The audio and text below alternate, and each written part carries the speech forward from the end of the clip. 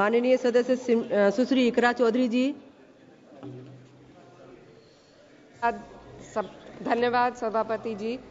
मैं अपने क्षेत्र के सहारनपुर जनपद की एक किसान सरदार वेद प्रकाश जी के बारे में आपको बताना चाहती हूँ, जिन्होंने प्रशासन की लापरवाही से तंग आकर आत्मदाह कर लिया।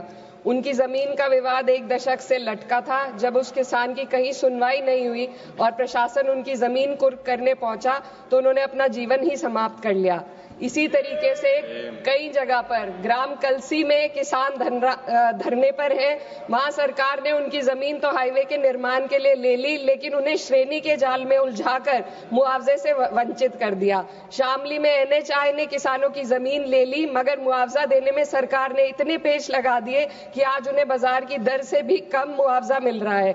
ग्राम भाजू के करीब कट का वादा सरकार ने किया और सरकार के अधिकारियों ने किया, लेकिन उसे भी सरकार पूरा नहीं कर रही है। जनपद शामली में चीनी मिलों के पास कम से कम 30 करोड़ का बकाया है और थाना भवन के मिल पर जो किसान धरना दे रहे हैं उन्हें उनका मूल्य देने की बजाय उन पर मुकदमा दायर कर दिया गया है। लगभग 26 किसानों पर मुकदमा दायर कर दिया गया है, जो कि बहुत ही शर्मसार है। मैं सिर्फ एक सुझाव आपके समक्ष रखना चाहती हूँ। सुश्री इकरा चौधरी 2 मिनट में अपनी बात कह दें। माननीय धन्यवाद अध्यक्ष जी। आज मैं 2025 के वित्त विधेयक पर अपने विचार रखने के लिए खड़ी हूँ। सरकार इस बजट को जन कल्याणकारी बता रही है, लेकिन क्या ये वास्तव में गरीबों, किसानों, श्रमिकों और मध्यम वर्ग के हितों की रक्षा करता है? क्या ये युवाओं को रोजगार देगा? क्या महंगाई में राहत देगा? लगातार हम पढ़ते आ रहे हैं कि भारत की GDP पिछले 10 वर्षों में दोगुनी हो गई है और हम जापान और जर्मनी को पीछे छोड़ते हुए 27 तक दुनिया की तीसरी सबसे बड़ी अर्थव्यवस्था बनने के ओर अग्रसर है। लेकिन यह उपलब्धि तब फीकी पड़ जाती है जब हम प्रति व्यक्ति GDP के आंकड़ों को देखते हैं, जिसमें भारत विश्व स्तर पर 100 से अधिक देशों से पीछे है।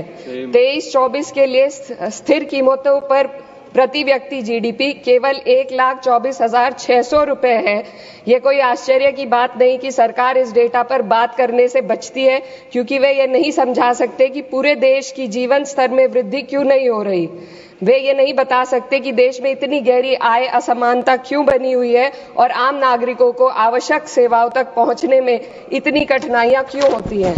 सरकार दावे करती है कि भारत की अर्थव्यवस्था दुनिया में सबसे तेजी से बढ़ रही है, लेकिन इस विकास का लाभ केवल अमीरों को मिल रहा है। आज हमारे देश में शिक्षित युवा नौकरी की तलाश में दर दर भटक रहा है। सरकारी नौकरियों में लाखों पद खाली पड़े हैं, लेकिन भर्ती नहीं हो रही। निजी क्षेत्र में भी नौकरियों की संख्या घटती जा रही है।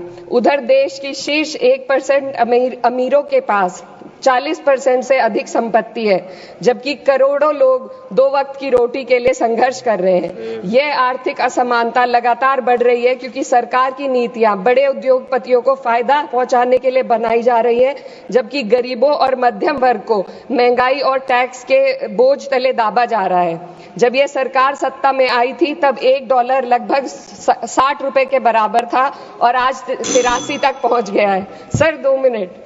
रुपए की इस गिरावट का सीधा असर आम जनता पर पड़ता है। इस सरकार की मौजूदा वित्तीय नीतियां पूरी तरीके से अमीरों के पक्ष में झुकी हुई है। भारत एक समाजवादी देश है जहां सरकार का कर्तव्य है कि शिक्षा, स्वास्थ्य, यातायात जैसी बुनियादी सुविधाओं का लाभ अपने नागरिकों को पहुंचाए और उन्हें समान अवसर और सुरक्षा दे। भारत के सरकारी स्कूलों और अस्पताल की हालात लगातार बद से बदतर होते जा रहे हैं। सर बस किसानों पर अपनी बात रखना चाहती हूँ। हमारा देश तब तक सशक्त नहीं हो सकता जब तक हमारे किसानों को उनका हक नहीं मिलता। 2023-24 में भारत की 46% श्रमिक आबादी कृषि क्षेत्र में कार्यरत थी, फिर भी इस क्षेत्र को नजरअंदाज किया जा रहा है। सरकार किसानों की आय दुगनी करने का वादा करती है, लेकिन असलियत यह है कि खेती की लागत बढ़ रही है, जबकि किसानों की आमदनी स्थिर बनी हुई है। ट्रैक्टर और हार्वेस्टिंग मशीनों पर 12% GST में सर 1 मिनट सर, किसानों का मुद्दा है, बस 1 मिनट सर, खत्म कर लें।